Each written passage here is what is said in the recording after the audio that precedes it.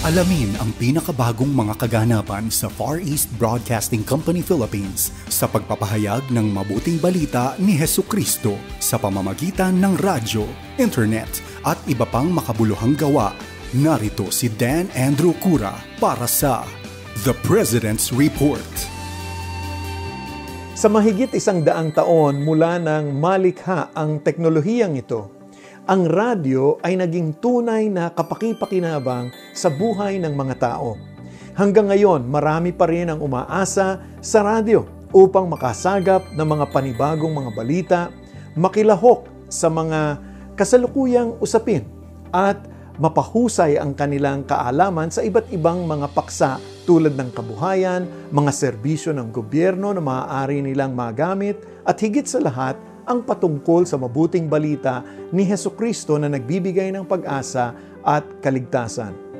Dito sa FEBC ay naipararating natin ang mensaheng ito hindi lamang sa pamamagitan ng mga programa sa radyo, kung hindi sa pakikipag-ugnayan at mabubuting gawa para sa komunidad.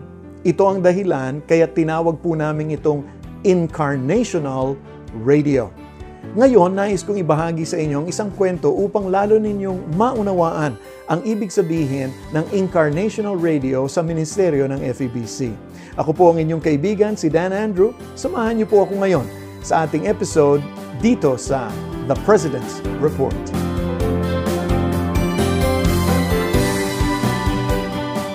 Sa panahon ng pandemyang ito, ay inilunsad ng FEBC ang Paaralang Bayan sa Himpapawid o ang ating School on the Air program, katuwang ang kagawaran ng edukasyon upang magamit ang ating mga stasyon ng radyo bilang alternatibong paraan sa pagpapatuloy ng pag-aaral ng mga bata habang hindi pa maaaring magkaroon ng face-to-face classes. Bilang bahagi ng programang ito, inilunsad ng isa sa ating school partners, ang Exemplars Academy, ang kanilang online teaching program na tinawag na e-Eskwela, na sumasahimpapawid din sa 702 DZAS Agapay ng Sambayanan. Si Stella Maria Galang, ang presidente ng Exemplars Academy, ay isa ring masugid na tagapakinig ng 702 DZAS sa loob ng napakaraming taon. Pakinggan po natin ang kanyang kwento. Ako po ay si Stella Maria Hugueta Galang, President ng Exemplars Academy. Malaki ang naging bahagi sa buhay ko ng 702 DZAS. 1990s nang ako ay magsimulang makinig sa istasyong ito.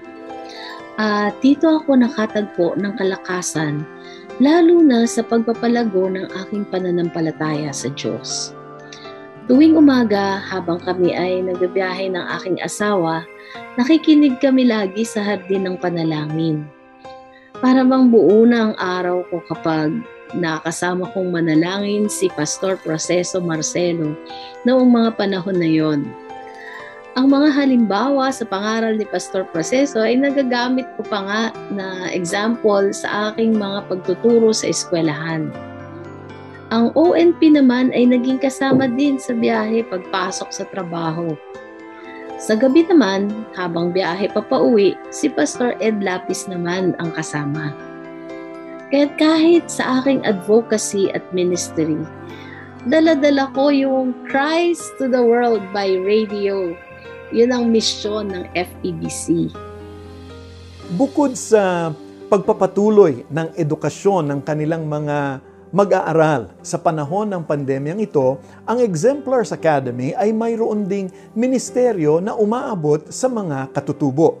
Matapos ang malawakang pagbaha na dulot ng bagyong Ulysses noong November 2020, ay nakipag-ugnayan ang Exemplars Academy sa 702 DZAS upang magbigay ng 30 portable missionary o PM radios sa tribo ng mga dumagat sa Puray, Rodriguez, Rizal.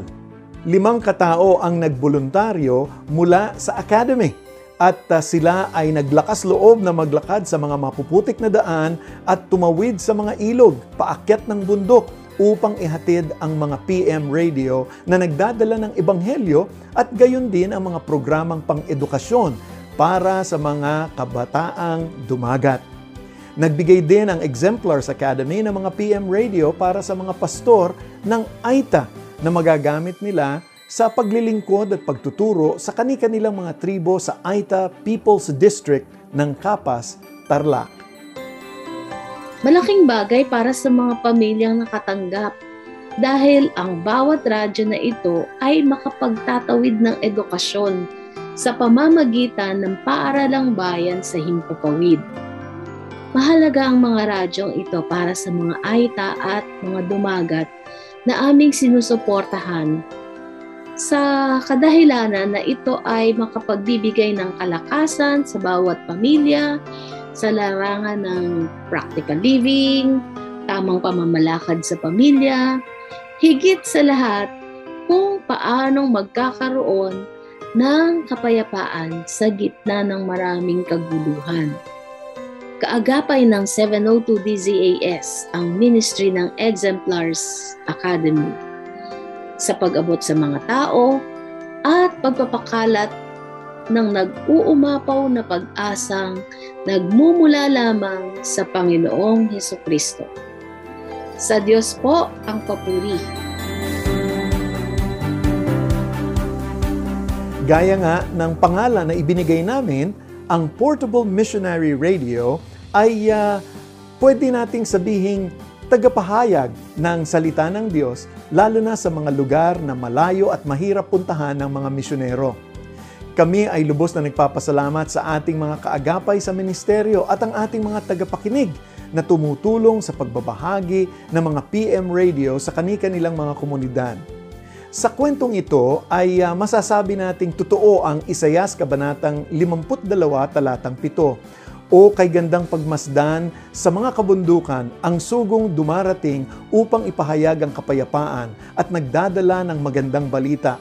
Ipahahayag niya ang tagumpay at sasabihing, Sion, ang Diyos mo ay naghahari. Kung nais niyo pong makilahok sa Handog Radio o mag-organisa ng PM Radio distribution sa inyong komunidad, maaari kang mag-email sa info@febc.ph o makipag-ugnayan sa pamamagitan ng ating official Facebook page, FEBC Radio. Maraming salamat po sa inyong pagsubaybay sa ating programa. Muli ako po ang inyong kaibigan si Dan Andrew para sa The President's Report. At tulad ng dati, lagi pong mag-ingat at pagpalain po kayo ng Panginoon. Inyong napakinggan ang The President's Report. Kung nais ninyong maging kabahagi ng gawain ng Far East Broadcasting Company Philippines, bisitahin ang aming website, donatenow.febc.ph o mag-email sa info@febc.ph para sa inyong mga katanungan o mungkahi.